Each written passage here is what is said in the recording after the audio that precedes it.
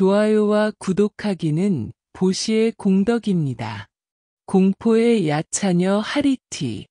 라자가 성을 둘러싼 깊은 숲속, 인적이 드문 동굴에서 하리티는 자신의 500명의 자식들과 함께 살고 있었다. 그녀의 몸집은 거대했고 검은 피부에는 푸른 빛이 돌았다.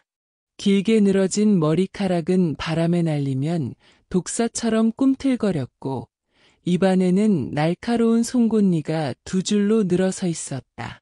그녀의 눈은 밤의 붉은 불꽃처럼 타올랐고 발톱은 쇠처럼 단단하여 바위도 쉽게 찢을 수 있었다.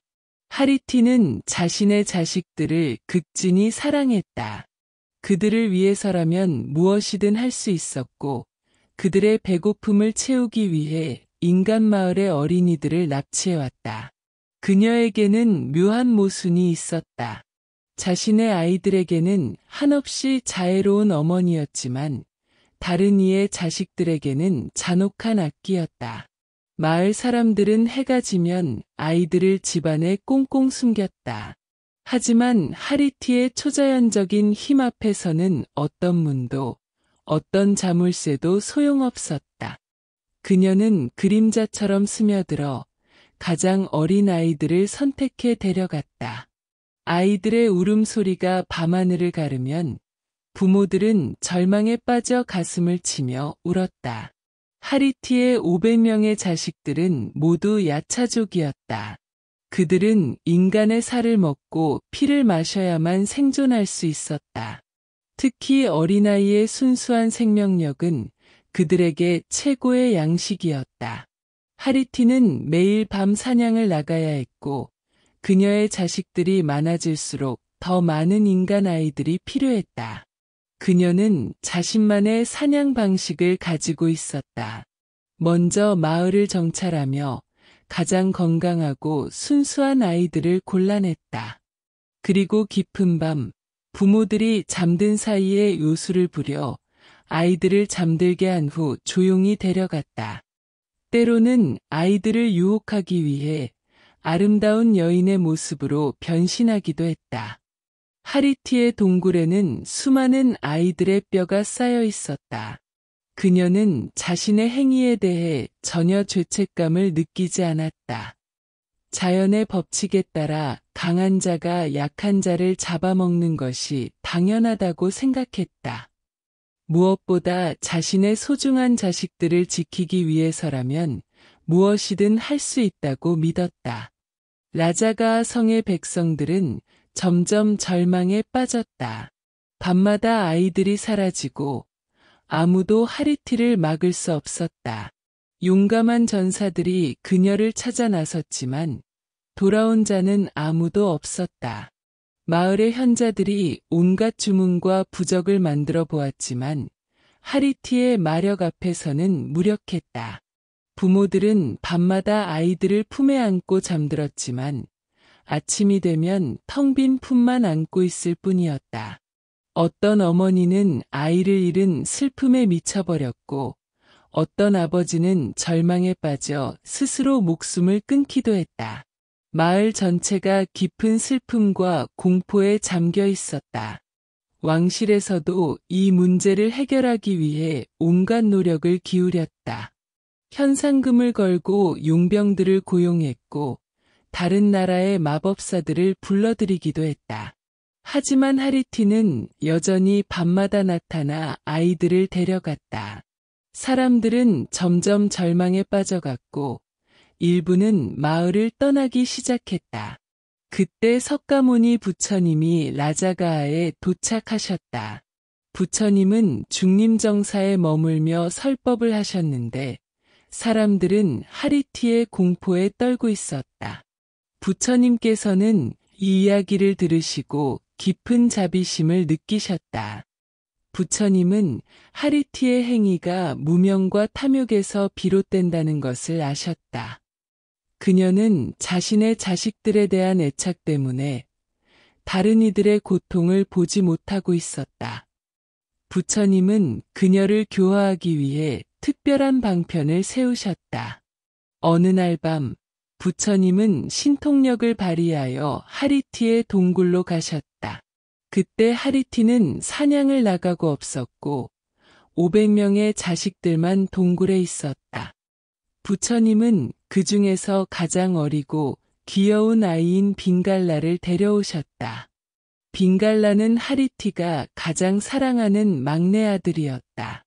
밤늦게 사냥에서 돌아온 하리티는 빙갈라가 사라진 것을 발견했다. 그녀는 미친 듯이 아이를 찾아 헤맸다. 하늘을 날아다니며 온 숲을 뒤졌고 땅을 파헤치며 동굴 구석구석을 찾았다. 하지만 빙갈라는 어디에도 없었다. 처음으로 하리티는 자식을 잃은 부모의 마음을 알게 되었다. 가슴이 찢어지는 듯한 고통, 숨이 막히는 절망감, 그리고 무력감이 그녀를 짓눌렀다. 그녀는 하늘을 향해 절규했고 땅을 치며 울부짖었다. 다른 499명의 자식들도 어머니의 슬픔을 보며 함께 울었다. 하리티는 온 우주를 뒤져서라도 빙갈라를 찾겠다고 다짐했다. 그녀는 천상계로 올라가 대바들에게 물어보았고 지하세계로 내려가 나가족들을 찾아다녔다. 하지만 아무도 빙갈라의 행방을 알지 못했다. 7일 7밤을 헤맨 후 하리티는 절망에 쓰러졌다. 그때 한 천인이 나타나 하리티에게 말했다.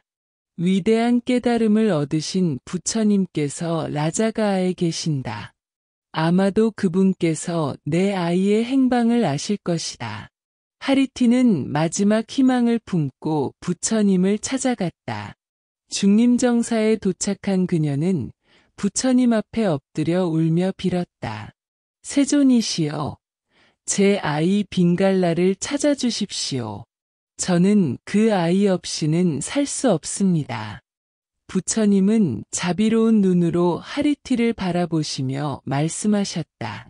하리티여, 내가 지금 느끼는 고통이 바로 내가 그토록 많은 어머니들에게 안겨준 고통이다.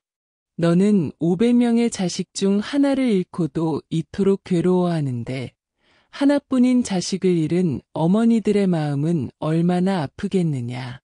부처님의 말씀을 들은 하리티는 큰 충격을 받았다. 처음으로 자신이 저지른 일의 크기를 깨달았다.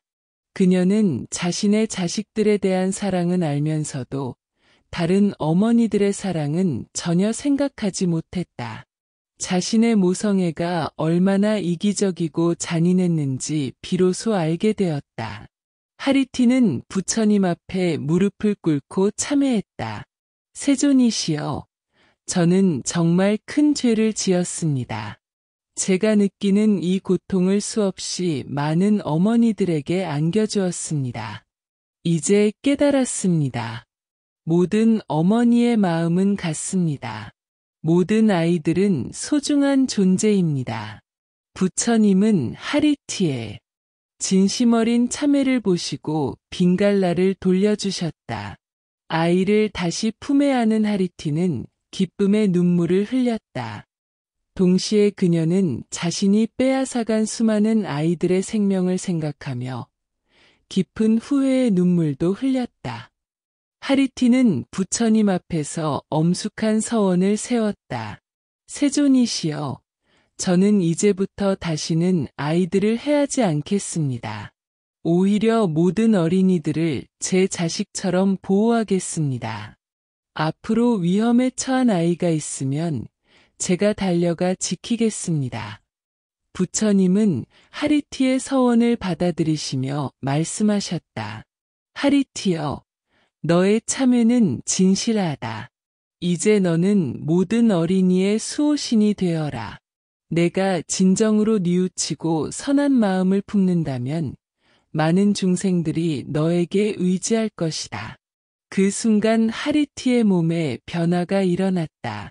검은 피부는 따뜻한 황금빛으로 변했고 날카로운 발톱은 부드러운 손으로 바뀌었다. 무서운 송곳니는 사라지고 자비로운 미소가 입가에 머물렀다. 붉은 눈은 자애로운 빛으로 가득 찼고 꿈틀거리던 머리카락은 고운 흑발로 단정하게 정리되었다. 하리티는 자신의 500명 자식들도 부처님의 가르침을 따르도록 교육했다.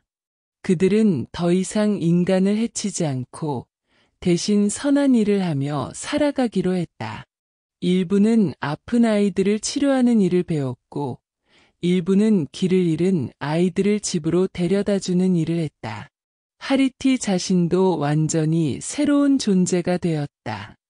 그녀는 한 손에는 석류를 들고 다른 한 손으로는 어린아이를 안고 있는 모습으로 사람들 앞에 나타났다. 석류는 풍요와 다산을 상징했고 그 안에 수많은 씨앗은 그녀가 보호하고자 하는 모든 아이들을 의미했다. 처음에 사람들은 그녀를 두려워했다. 하지만 하리티는 인내심을 갖고 조금씩 신뢰를 쌓아갔다. 밤늦게 울고 있는 아이가 있으면 달려가 달래주었고 병든 아이가 있으면 약초를 구해다 치료해 주었다. 위험에 처한 아이들을 구하는 일에 자신의 모든 힘을 쏟았다. 하리티의 변화는 라자가 전체에 큰 영향을 미쳤다. 더 이상 아이들이 사라지지 않았고 오히려 위험에 처한 아이들이 신비한 힘에 의해 구조되는 일이 늘어났다. 사람들은 처음에는 의심했지만 점차 하리티의 진심을 알게 되었다. 어느 날 밤 큰 불이 났을 때 하리티는 불 속에서 아이들을 구해냈다. 또 다른 날에는 홍수가 났을 때 물에 빠진 아이들을 건져 올렸다. 맹수가 나타났을 때는 자신의 몸을 방패로 삼아 아이들을 보호했다. 이런 일들이 계속되자 사람들은 하리티를 진정한 수호신으로 받아들이기 시작했다. 부모들은 아이들에게 하리티의 이야기를 들려주며 말했다. 착한 아이가 되어라. 그러면 기자모신님이 너를 지켜주실 것이다. 아이들은 하리티를 무서워하지 않고 오히려 따랐다. 그들은 귀자모 할머니라고 부르며 그녀를 찾아왔다. 하리티는 자신의 과거를 완전히 청산하고 새로운 정체성을 확립했다. 그녀는 더 이상 야차녀가 아니라 모든 어린이의 어머니가 되었다. 라자가뿐만 아니라 인근의 모든 마을에서 그녀의 이름을 부르며 아이들의 안전을 빌었다. 부처님의 가르침을 받은 후 하리티는 깊은 지혜도 얻었다. 그녀는 아이들을 단순히 물리적 위험에서만 보호하는 것이 아니라 정신적 성장도 도왔다. 두려움에 떨고 있는 아이들에게 용기를 주었고 외로운 아이들에게 따뜻한 위로를 건넸다. 때로는 꿈에 나타나 아이들을 격려하기도 했다. 하리티의 500명 자식들도 각자의 역할을 찾았다. 그들은 세상 곳곳에 흩어져 어린이를 보호하는 일을 했다. 어떤 이는 학교를 지키는 수호신이 되었고 어떤 이는 병원에서 아픈 아이들을 돌보는 일을 했다. 그들의 어머니처럼 모두 아이들을 사랑하고 보호하는 존재로 거듭났다. 세월이 흘러 하리티는 더욱 깊은 깨달음을 얻었다. 그녀는 자신의 과거 경험을 통해 다른 존재들도 교화할 수 있게 되었다. 악한 길에 빠진 야차나 라크샤사들을 찾아가 자신의 이야기를 들려주며 선한 길로 인도했다. 하리티는 모성애의 진정한 의미를 깨달았다. 진정한 사랑은 자신의 자식만을 위한 것이 아니라 모든 존재를 포용하는 것이라는 것을 알았다. 그녀의 사랑은 이제 편협한 애착을 넘어서 무한한 자비로 승화되었다. 부처님께서는 하리티의 완전한 변화를 보시고 크게 기뻐하셨다. 그녀는 탐욕과 무명에서 벗어나 지혜와 자비를 체득한 진정한 보살이 되었다. 부처님은 그녀에게 모든 어린이의 수호신이라는 공식적인 지위를 내려주셨다. 하리티는 부처님 앞에서 영원한 서원을 세웠다. 세존이시여, 저는 세세생생 모든 어린이를 보호하겠습니다. 어떤 아이든 제 이름을 부르면 달려가 도움을 주겠습니다. 제가 한때 저질렀던 죄업을 모든 선업으로 바꿔 갚겠습니다. 이 서원은 하리티의 존재 자체를 바꿔놓았다. 그녀는 이제 물리적 형태를 벗어나 정신적 존재로 승화되었다. 어디든 아이들이 위험에 처하면 즉시 나타날 수 있게 되었고, 시공간을 초월하여 도움을 줄 수 있게 되었다. 사람들은 하리티를 위한 사당을 짓고 정기적으로 공양을 올렸다. 특히 임신한 여인들과 어린 자녀를 둔 부모들이 그녀를 찾았다. 그들은 석류와 꽃을 바치며 아이들의 건강과 안전을 빌었다. 하리티는 이 모든 간청을 들어주며 끊임없이 아이들을 보호했다. 하리티의 이야기는 라자가아를 넘어온 인도 대륙으로 퍼져나갔다. 사람들은 이 이야기를 통해 여러 가지 교훈을 얻었다. 무엇보다 진정한 참회와 변화의 가능성을 보았다. 아무리 악한 존재라도 진심으로 뉘우치고 선한 마음을 품으면 완전히 새로운 존재가 될 수 있다는 희망을 얻었다. 또한 모성애의 보편성을 깨달았다. 하리티는 자신의 자식을 사랑하는 마음과 다른 어머니들이 자식을 사랑하는 마음이 다르지 않다는 것을 알았다. 이를 통해 사람들은 타인의 감정을 이해하고 공감하는 것의 중요성을 배웠다. 부처님의 지혜로운 교화 방법도 큰 가르침이 되었다. 부처님은 하리티를 벌주거나 파괴하지 않으시고 그녀가 스스로 깨달을 수 있도록 도우셨다. 이는 교육과 교화에 있어서 강압보다는 이해와 공감이 더 효과적임을 보여주었다. 하리티의 이야기는 단순한 전설이 아니라 살아있는 신앙이 되었다. 오늘날까지도 많은 사람들이 그녀를 어린이의 수호신으로 믿고 있다. 동아시아 전역에서 기자모신이라는 이름으로 불리며 수많은 사당과 절에서 모셔지고 있다. 특히 일본에서는 기시모진이라고 불리며 널리 신앙되고 있다. 어린이의 건강과 안전을 비는 부모들이 그녀를 찾으며 많은 학교와 유치원에서도 그녀의 상을 모시고 있다. 중국에서도 기자모라는 이름으로 불리며 특히 여성들과 어린이들의 수호신으로 여겨진다. 하리티의 이야기는 또한 현대의 아동보호운동에도 영감을 주고 있다. 그녀의 서원처럼 모든 어른들이 모든 아이들을 자신의 자식처럼 보호해야 한다는 메시지는 오늘날에도 여전히 유효하다. 아동학대나 방임을 예방하고 위험에 처한 아이들을 구하는 일에 많은 사람들이 하리티의 정신을 이어받아 노력하고 있다. 하리티의 이야기는 모성애의 진정한 의미를 보여준다. 처음에는 이기적이고 편협했던 그녀의 사랑이 부처님의 가르침을 통해 무한한 자비로 승화되었다. 그녀는 자신의 자식들만을 위한 어머니에서 모든 존재를 포용하는 우주적 어머니로 거듭났다. 오늘날 우리도 하리티의 교훈을 되새겨볼 수 있다. 우리의 사랑이 너무 이기적이지는 않은지, 내 가족만을 위한 것이 아닌지 돌아보게 된다. 진정한 사랑은 경계를 넘어서 모든 존재를 포용하는 것이며, 이것이 바로 하리티가 우리에게 전해주는 영원한 메시지이다. 하리티는 여전히 어딘가에서 아이들을 지키고 있다. 그녀의 사랑은 시간과 공간을 초월하여 모든 어린이들에게 닿아 있다. 위험에 처한 아이가 있을 때, 두려움에 떨고 있는 아이가 있을 때, 외로움에 울고 있는 아이가 있을 때, 하리티는 여전히 그들 곁에 있다. 그녀의 이야기는 끝나지 않았고, 앞으로도 계속될 것이다. 마가다국의 왕자 아사세. 마가다국의 수도 왕사성에는 빈비사라 왕의 아들인 아사세 왕자가 있었다. 아사세는 어려서부터 총명하고 용감한 왕자로 유명했다. 키가 크고 늠름한 외모에 뛰어난 무예 실력을 갖추고 있어서 모든 사람들이 장래에 훌륭한 왕이 될 것이라고 기대했다. 아사세는 특히 아버지 빈비사라 왕을 깊이 존경하고 사랑했다. 빈비사라 왕은 지혜롭고 자비로운 왕으로 백성들의 사랑을 받는 훌륭한 통치자였다.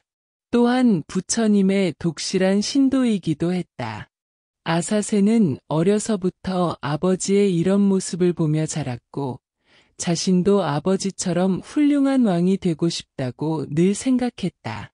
아버지, 저도 아버지처럼 백성들이 사랑하는 왕이 되고 싶습니다.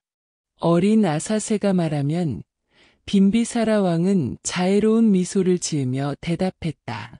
아사세야, 좋은 왕이 되려면 먼저 좋은 사람이 되어야 한다. 지혜와 자비를 기르고 정의로운 마음을 가져라. 아사세는 아버지의 가르침을 마음에 새기며 성장했다. 그는 학문에도 뛰어났고 백성들을 만날 때도 항상 겸손하고 친근한 모습을 보였다. 왕사성의 모든 사람들이 이런 아사세 왕자를 좋아했다. 우리에게는 정말 훌륭한 미래의 왕이 있다는 것이 사람들의 공통된 생각이었다. 그런데 아사세가 성인이 되어갈 무렵 데바다타라는 인물이 그에게 접근하기 시작했다.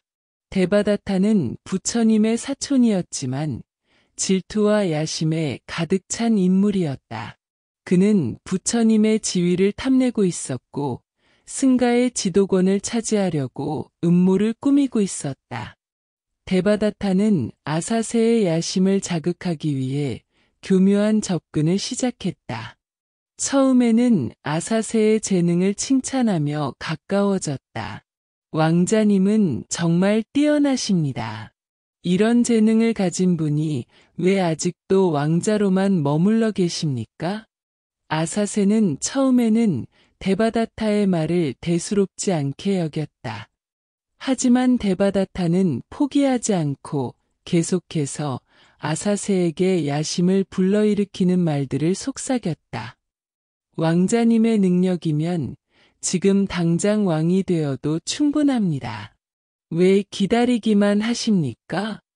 데바다타의 이런 말들이 반복되면서 아사세의 마음에 조금씩 변화가 일어나기 시작했다. 젊은 나이의 혈기와 야심이 데바다타의 가머니설에 흔들리기 시작한 것이다. 하지만 아직은 아버지에 대한 사랑과 존경이 더 컸기 때문에 큰 변화는 일어나지 않았다.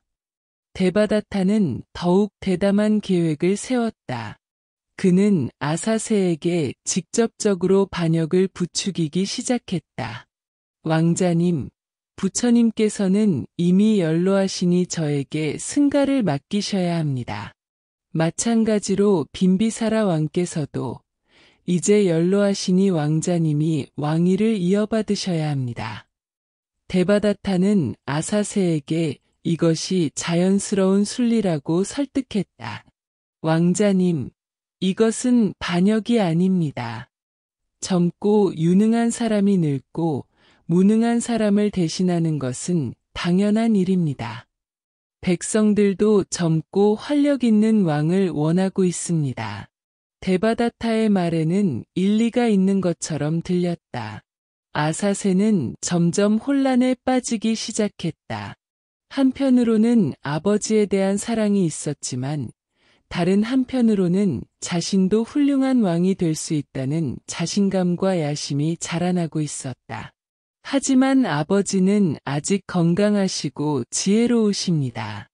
아사세가 망설이자 데바다타는 더욱 교묘하게 접근했다. 왕자님, 지금 행동하지 않으면 기회를 놓칠 수도 있습니다. 다른 형제들이 왕위를 노릴 수도 있지 않습니까? 데바다타의 계속된 부추김에 아사세의 마음에는 점점 어둠이 자리 잡기 시작했다. 아버지를 보는 눈빛도 예전과 달라졌다. 이전에는 존경과 사랑의 눈빛이었는데 이제는 계산적이고 차가운 시선이 되었다. 아사새는 밤마다 고민에 빠졌다. 정말 아버지가 너무 오래 왕위에 머물러 계시는 것일까? 나에게도 기회가 주어져야 하는 것 아닐까? 이런 생각들이 그의 마음을 괴롭혔다.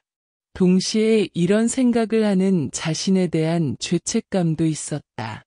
빈비사라 왕은 아들의 변화를 감지했지만 아직 구체적으로 무엇이 잘못되었는지는 알지 못했다. 그는 아사새에게 더 많은 책임을 맡기려고 노력했다. 아사새야, 내가 더 많은 경험을 쌓을 수 있도록 이 일을 맡겨보겠다. 하지만 아사새는 이것조차 아버지가 자신을 시험하는 것으로 받아들였다. 데바다타의 독이 그의 마음 깊숙이 스며들어 모든 것을 왜곡되게 보게 만들었던 것이다. 아버지는 나를 믿지 않으신다. 나에게 진정한 권력을 주실 생각이 없으시다. 마침내 아사새는 돌이킬 수 없는 결정을 내렸다. 데바다타의 달콤한 말에 완전히 현혹된 그는 아버지를 왕위에서 끌어내리기로 마음먹었다. 처음에는 단순히 폐위시키려고 했지만 데바다타는 더 극단적인 방법을 제안했다. 왕자님, 단순히 폐위시키는 것으로는 부족합니다. 빈비사라 왕이 살아있는 한 언제든지 복위할 가능성이 있습니다. 완전한 해결책이 필요합니다. 데바다타의 이 말은 아사새에게 아버지를 죽이라는 암시였다. 아사새는 처음에는 이 제안에 충격을 받았다. 하지만 데바다타는 계속해서 그를 설득했다. 이것은 개인적인 원한이 아닙니다. 국가의 미래를 위한 결단입니다. 역사상 많은 위대한 왕들이 이런 어려운 결정을 내려야 했습니다. 결국 아사새는 끔찍한 계획을 실행에 옮기기로 했다. 그는 충실한 신하들을 시켜 아버지를 감옥에 가두었다. 빈비사라 왕은 갑작스러운 아들의 배신에 큰 충격을 받았지만 저항하지 않았다. 그는 아들에 대한 사랑 때문에 끝까지 아사새를 원망하지 않았다. 감옥에 갇힌 빈비사라 왕에게 아사새는 음식을 주지 않았다. 직접 죽이는 것보다는 굶겨 죽이는 편이 덜 잔인하다고 생각했기 때문이다. 이것은 더욱 잔혹한 방법이었다. 하지만 빈비사라 왕비가 면회를 하면서 옷 속의 음식을 감추어 날랐으나 그것마저 들키고 말았다. 그 사실을 알고 아사새는 분노하여 어머니를 죽이려고 했다. 그때부터 빈비사라 왕은 서서히 쇠약해져 갔다. 감옥에서 빈비사라 왕은 마지막까지 아들을 위해 기도했다. 부처님, 제 아들 아사새를 용서해 주십시오.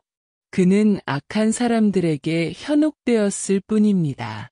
그가 올바른 길로 돌아올 수 있도록 도와주십시오.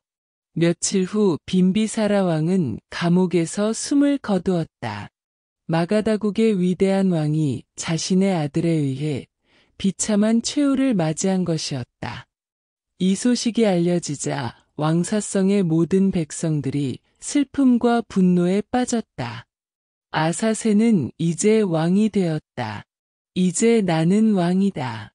내가 원하던 바를 이루었다. 하지만 그의 마음은 전혀 기쁘지 않았다. 왕위에 올랐지만 그것이 가져다 준 것은 기쁨이 아니라 끔찍한 죄책감이었다. 아사새가 왕위에 오른 첫날 밤부터 그는 악몽에 시달리기 시작했다. 꿈속에서 아버지가 나타나 그를 원망스럽게 바라보았다. 아사새야, 왜 나를 죽였느냐? 내가 너에게 무슨 잘못을 했느냐? 꿈에서 깬 아사새는 온몸이 식은땀으로 젖어 있었다. 하지만 이것은 시작에 불과했다. 밤마다 더욱 생생하고 끔찍한 악몽이 그를 괴롭혔다. 아버지의 모습이 나타나 그를 저주하는 꿈, 자신이 지옥의 불 속에서 고통받는 꿈 등이 계속되었다. 낮에도 상황은 나아지지 않았다. 왕궁의 모든 곳에서 아버지의 추억이 되살아났다. 아버지가 앉았던 왕좌, 아버지가 걸었던 복도, 아버지와 함께 대화했던 정원. 모든 것이 그에게 죄책감을 안겨주었다. 폐하, 정사를 보시겠습니까? 신하들이 와서 여쭈어도 아사새는 집중할 수 없었다. 그의 마음은 온통 죄책감과 후회로 가득 차 있었다. 내가 왜 이런 끔찍한 일을 저질렀을까? 데바다타의 말에 왜 귀를 기울였을까? 시간이 갈수록 아사새의 정신적 고통은 더욱 심해졌다.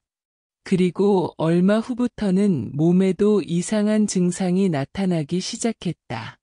온몸에 종기가 나기 시작한 것이다. 처음에는 작은 것이었지만 점점 크고 많아져서 견딜 수 없을 정도가 되었다. 종기는 매우 고통스러웠다. 가렵고 아프며 고름이 나와서 냄새도 심했다. 아사새는 밤낮으로 고통에 시달렸다. 잠도 제대로 잘 수 없었고 음식도 제대로 먹을 수 없었다. 왕으로서의 위엄은 완전히 사라졌다. 이것은 내가 지은 죄의 결과다. 아사새는 자신의 상황을 정확히 이해하고 있었다. 아버지를 죽인 죄가 이런 형태로 나타나고 있다는 것을 알았다. 하지만 어떻게 해야 할지는 몰랐다. 이미 저지른 일을 되돌릴 수는 없었다. 궁중의 모든 사람들이 왕의 변화를 보고 놀랐다. 예전에 늠름하고 건강한 왕자는 온데간데없고 병들고 초라한 모습만 남아있었다. 그들은 왕의 병을 치료하기 위해 온갖 노력을 기울였지만 소용이 없었다. 신하들은 아사새의 병을 치료하기 위해 온갖 방법을 동원했다. 마가다국에서 가장 유명한 의사들을 불러왔고 다른 나라의 명의들도 초청했다. 하지만 아무도 아사새의 병을 고칠 수 없었다. 대왕님, 이런 명의가 있습니다. 그가 만든 약이 아무리 심한 종기도 낫게 한다고 합니다. 대왕님, 이런 약초가 좋다고 합니다. 히말라야 산맥에서만 자라는 귀한 것입니다. 신하들이 여러 제안을 했지만 모든 치료법이 실패했다. 아사새는 점점 절망에 빠져갔다. 이 병은 결코 나을 수 없는 것인가? 나는 평생 이런 고통 속에서 살아야 하는 것인가? 그는 자신의 미래에 대해 전혀 희망을 갖지 못했다. 어떤 의사는 마음의 병이 몸의 병으로 나타났다고 진단했다. 대왕님의 병은 단순한 피부병이 아닙니다. 마음의 괴로움이 몸으로 나타난 것입니다.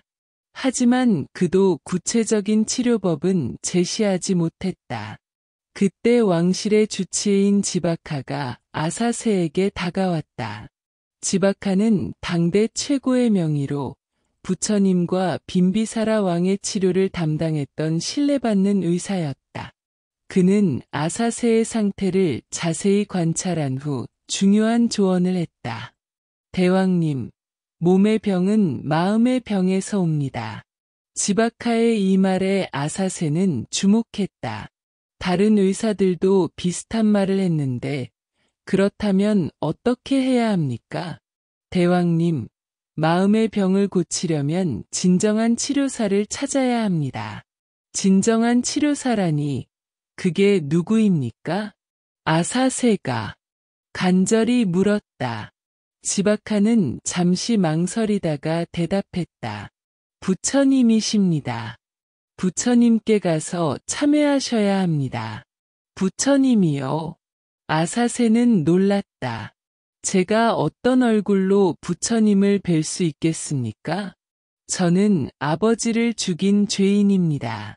부처님께서는 아버지의 독실한 신도셨는데 아사새는 부처님을 만나는 것에 대해 두려움을 느꼈다. 지바카는 포기하지 않고 아사세를 설득했다. 대왕님, 부처님은 모든 중생을 차별 없이 사랑하시는 자비로우신 분입니다. 죄인이라고 해서 외면하지 않으십니다. 오히려 죄에 빠진 중생을 더욱 불쌍히 여기십니다. 하지만 제가 저지른 일은 너무 큰 죄입니다.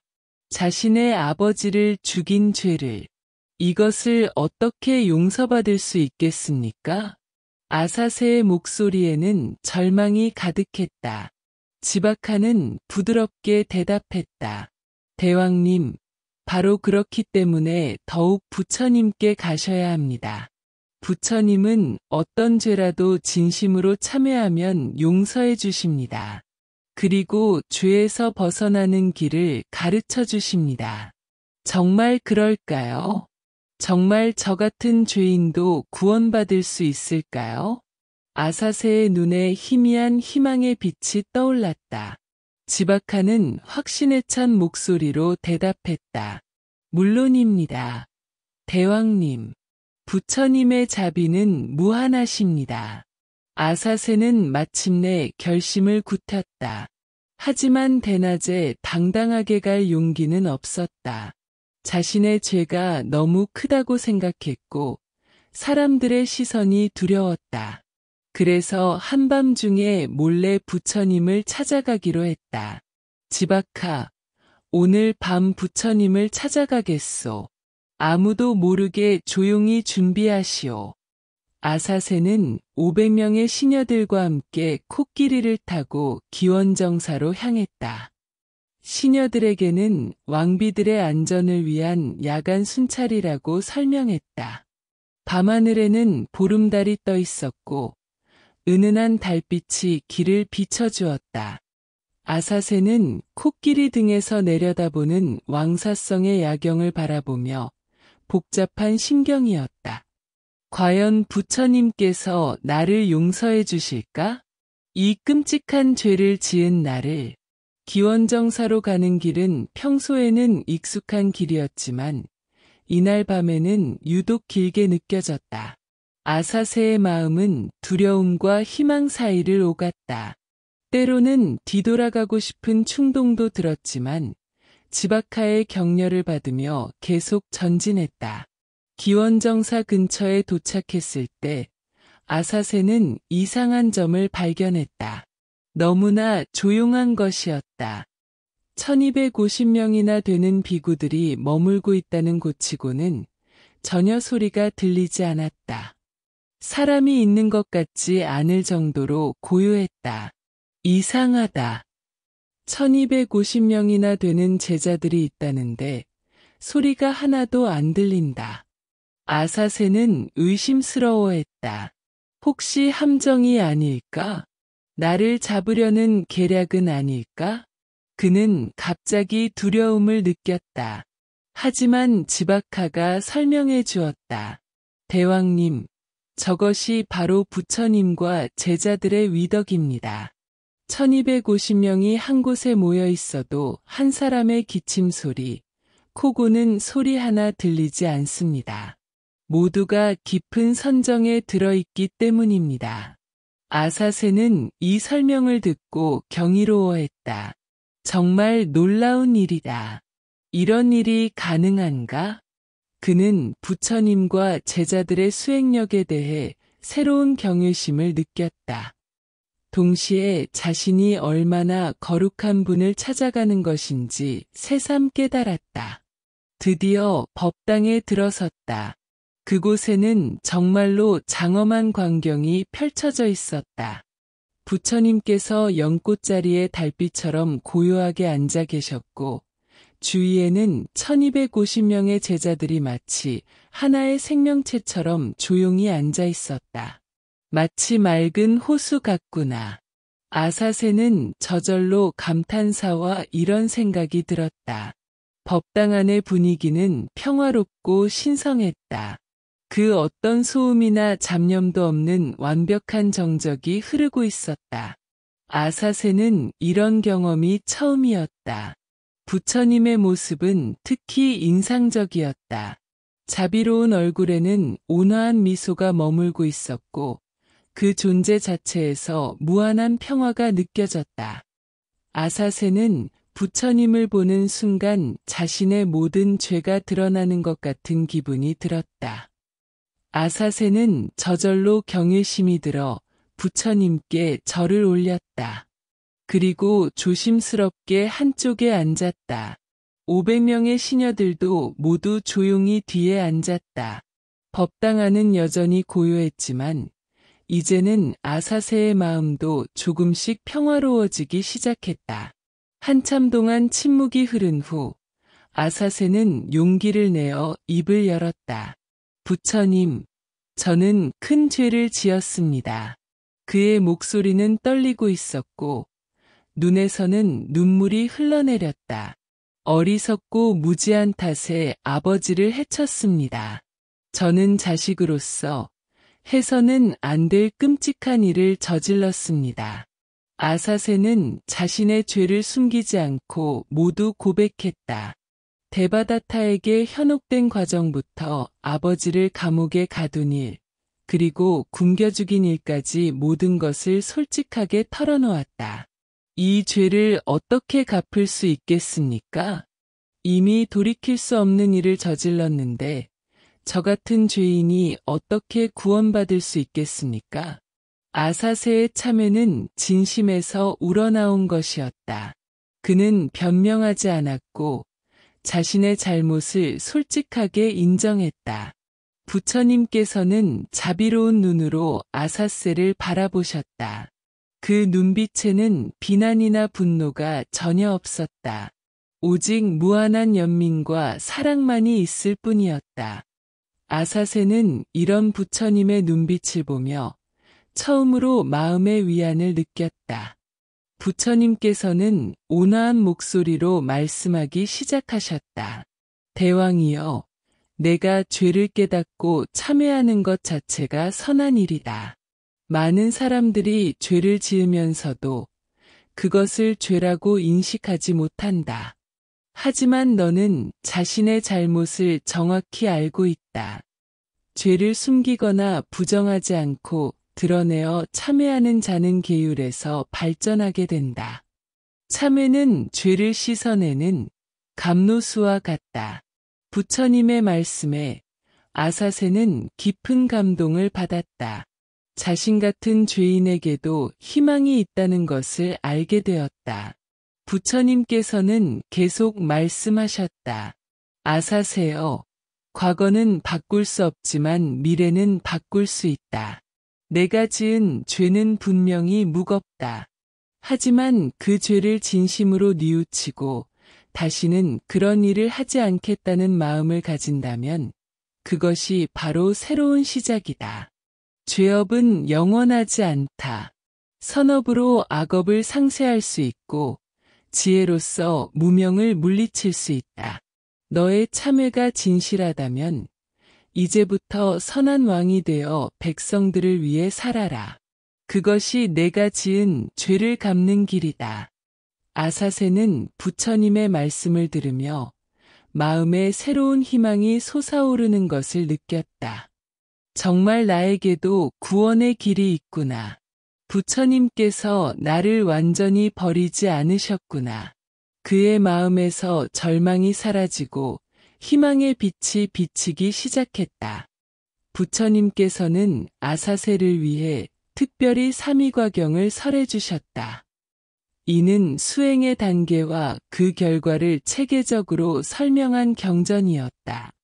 부처님께서는 계율을 지키고 선정을 닦고 지혜를 개발하는 수행의 전 과정을 아사세가 이해할 수 있도록 차근차근 설명해 주셨다.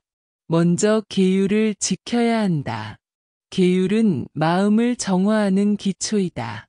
살생하지 않고 도둑질하지 않고 거짓말하지 않는 것부터 시작하여 점차 마음을 깨끗하게 만들어 가야 한다. 부처님의 설명은 명확하고 이해하기 쉬웠다. 다음으로 선정을 닦아야 한다.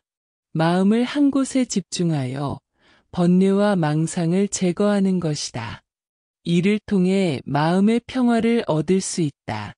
부처님께서 선정에 대해 설명하실 때 아사세는 자신의 어수선한 마음을 돌아보게 되었다. 마지막으로 지혜를 개발해야 한다. 모든 현상의 무상함과 고통스러움, 그리고 무아의 진리를 깨달아야 한다. 이런 지혜를 통해 완전한 해탈에 이를 수 있다. 부처님의 가르침은 아사세에게 완전히 새로운 세계를 열어주었다. 부처님의 설법을 들으며 아사세의 마음에는 근본적인 변화가 일어났다.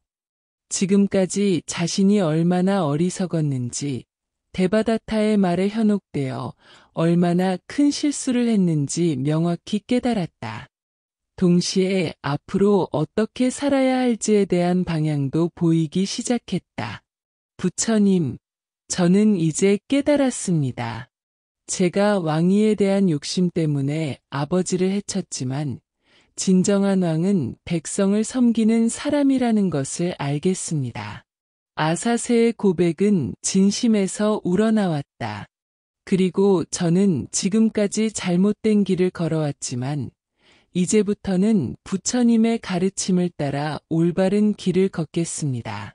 제가 지은 죄를 선업으로 갚아나가겠습니다. 아사세의 다짐에서 진정한 변화의 의지가 느껴졌다. 부처님께서는 아사세의 진심 어린 참회와 다짐을 보시고 기뻐하셨다. 아사세여, 너의 마음이 진실로 변했음을 안다. 이제 일어나서 새로운 삶을 살도록 하여라. 과거의 죄에 얽매이지 말고 미래를 향해 전진하라. 기원정사에서 부처님의 설법을 듣고 돌아온 아사세에게 놀라운 일이 일어났다. 그토록 고통스럽게 괴롭혀왔던 온몸의 종기가 씻은 듯이 사라진 것이다. 궁중의 모든 사람들이 이 기적 같은 변화를 목격했다. 정말 신기한 일이다. 그 많은 명의들도 고치지 못했던 병이 하룻밤 사이에 나았다니. 신하들은 입을 다물지 못했다. 어떤 이들은 마법이나 요술을 의심하기도 했지만 지바카가 설명해 주었다. 이것은 마법이 아닙니다. 대왕님의 마음이 치유되었기 때문에 몸도 따라서 치유된 것입니다. 부처님의 가르침이 가진 치유의 힘입니다. 지바카의 설명을 들은 사람들은 부처님의 위대함에 다시 한번 감탄했다. 아사세 자신도 이 변화에 깊이 감동했다. 부처님의 가르침 덕분이다. 진정으로 마음이 치유되니 몸도 따라서 건강해지는구나. 그는 부처님의 은혜에 대해 무한한 감사를 느꼈다. 이 경험을 통해 아사세는 독실한 불교도가 되었다. 그는 부처님과 승가를 정성껏 후원하기 시작했다. 매일 아침 일어나면 가장 먼저 부처님께 예배를 드렸고 중요한 결정을 내릴 때마다 부처님의 가르침을 생각했다. 아사세는 왕사성의 대형 정사를 건립했다. 기원정사의 버금가는 규모의 아름다운 정사를 지어 부처님과 제자들이 편안히 머물 수 있도록 했다. 또한 매일 승가에 공양을 올렸다. 최고급 음식과 의복, 의약품 등을 정성스럽게 준비해서 바쳤다. 제가 받은 은혜를 갚겠습니다. 부처님께서 저를 구원해 주셨으니 이제 저도 다른 중생들의 구원을 위해 힘쓰겠습니다. 아사세의 이런 마음가짐은 진심에서 우러나온 것이었다. 아사세는 또한 불교 경전의 편찬과 전파에도 적극적으로 후원했다. 많은 서기관들을 고용하여 부처님의 설법을 기록하게 했고 이를 널리 유포시켰다. 덕분에 부처님의 가르침이 더욱 체계적으로 보존되고 전파될 수 있었다. 아사세는 이제 완전히 다른 왕이 되었다. 이전의 폭군적인 모습은 온데간데 없고 자비롭고 지혜로운 선정왕이 되었다. 그는 부처님의 가르침을 정치에도 적용했다. 왕의 첫 번째 의무는 백성을 보호하는 것이다. 백성들이 행복하게 살 수 있도록 돕는 것이 왕의 존재 이유다. 이것이 아사세의 새로운 통치 철학이었다. 그는 백성들을 자신의 자녀처럼 사랑하고 보살폈다. 아사세는 공정한 재판을 위해 법정을 개혁했다. 신분이나 재산에 관계없이 모든 사람이 공평한 재판을 받을 수 있도록 제도를 정비했다. 또한 가난한 사람들을 위한 구제 정책도 적극적으로 펼쳤다. 세금을 낮추고 불필요한 규제를 없애서 백성들의 부담을 줄였다. 대신 왕실의 사치를 줄이고 불필요한 지출을 없앴다. 왕은 백성을 위해 존재하는 것이지 백성이 왕을 위해 존재하는 것이 아니다라는 것이 그의 신념이었다. 아사세의 선정으로 마가다국은 크게 번영했다. 백성들이 안전하고 행복하게 살 수 있게 되자 경제도 발전했고 문화도 꽃피었다. 다른 나라에서도 마가다국의 변화를 보고 감탄했다. 마가다국에 무슨 일이 일어난 것인가? 아사세 왕이 완전히 다른 사람이 되었다. 주변국의 왕들이 이런 말을 할 정도로 변화는 극적이었다. 어떤 왕들은 직접 마가다국을 방문하여 아사세의 통치 방법을 배우려고 했다. 아사세는 이런 왕들에게 부처님의 가르침을 소개했다. 모든 변화는 부처님의 가르침 덕분입니다. 진정한 지혜와 자비를 배우고 싶다면 부처님을 만나보십시오.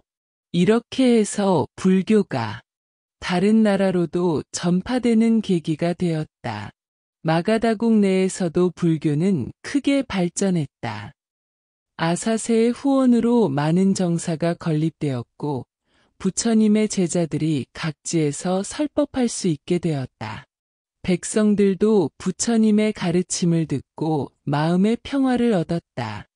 아사세는 아버지 빈비사라 왕을 위한 추선법요도 정성스럽게 지냈다. 매년 아버지의 기일에는 큰 법요를 열어 아버지의 명복을 빌었다. 또한 아버지가 생전에 좋아했던 자선 사업들을 확대해서 계속 이어갔다. 아버지, 저는 이제 아버지께서 원하셨던 그런 왕이 되려고 노력하고 있습니다.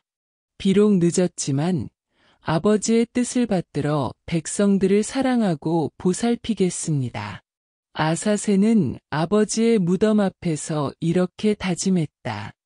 아사세는 또한 빈비사라 왕의 덕을 기리는 기념관을 건립했다. 그곳에는 빈비사라 왕의 선정과 업적을 기록한 비석을 세우고 왕이 사랑했던 정원을 재현했다. 많은 백성들이 이곳을 찾아와 선왕을 그리워했다. 이런 아사세의 모습을 보며 백성들도 그를 용서하기 시작했다. 처음에는 아버지를 죽인 왕자에 대해 분노했던 사람들도 그의 진심 어린 참회와 변화를 보며 마음을 열었다. 아사세 왕도 결국 사람이었구나. 잘못을 깨닫고 진심으로 뉘우치고 있구나. 아사세는 자신을 타락시킨 데바다타와도 완전히 결별했다. 데바다타가 다시 접근하려고 했지만 아사세는 단호하게 거부했다. 데바다타여, 나는 더 이상 당신의 말에 현혹되지 않겠소. 당신은 나를 파멸로 이끌었소. 왕자님, 아니 대왕님, 우리는 함께 큰일을 해낼 수 있습니다. 부처님을 제거하고 새로운 세상을 만들 수 있습니다. 데바다타는 여전히 아사세를 설득하려고 했다. 하지만 아사세는 흔들리지 않았다. 데바다타여, 부처님은 제거할 대상이 아니라 섬겨야 할 스승이시오. 나는 이제 부처님의 가르침을 따라 살겠소. 다시는 나에게 접근하지 마시오. 데바다타는 아사세의 변화에 크게 실망했다. 자신의 가장 큰 후원자를 잃게 된 것이다. 하지만 아사세는 전혀 후회하지 않았다. 오히려 데바다타와 결별함으로써 진정한 자유를 얻었다고 생각했다. 아사세의 이야기는 후대에 큰 영향을 미쳤다. 이 이야기는 아무리 큰 죄를 지었어도 진심으로 참회하면 구원받을 수 있다는 부처님의 자비를 보여주는 대표적인 사례가 되었다. 많은 사람들이 이 이야기를 듣고 희망을 얻었다. 특히 무거운 죄를 지은 사람들에게 이 이야기는 큰 위안이 되었다. 아사세 왕처럼 큰 죄를 지은 사람도 구원받았는데 나도 구원받을 수 있지 않을까? 이런 생각을 통해 많은 사람들이 절망에서 벗어나 새로운 삶을 시작할 수 있었다. 또한 이 이야기는 참회의 중요성을 보여주는 교훈이 되었다. 죄를 숨기거나 부정하는 것이 아니라 솔직하게 인정하고 진심으로 뉘우치는 것이 얼마나 중요한지를 가르쳐 주었다. 많은 불교도들이 이 이야기를 통해 참회의 참된 의미를 배웠다. 아사세 왕의 이야기는 현대에도 여전히 큰 의미를 갖는다. 현대 사회에서도 많은 사람들이 자신의 잘못된 행동으로 인해 고통받고 있다. 가족을 배신하거나 친구를 속이거나 사회에 해를 끼치는 행동을 하고 나서 후회하는 사람들이 많다. 이런 사람들에게 아사세의 이야기는 희망의 메시지를 전한다.